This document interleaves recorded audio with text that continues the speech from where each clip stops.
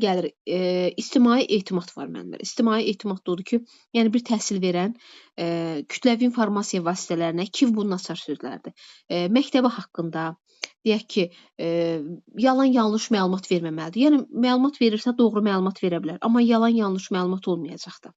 Bu bir. İkinci, ictimai etimad da odur ki, təhsil verən öz adını, şərəfini, ləyaqətini uzatmağa borçludur ictimai etimadda. Bir də ola bilər ki, bir kiçicik pozuntu eləsin müəllim, onu tez bir zamanda aradan qaldırmalıdır, ətrafın etimadını qazanmalıdır. Bu olur bizim nəyimiz?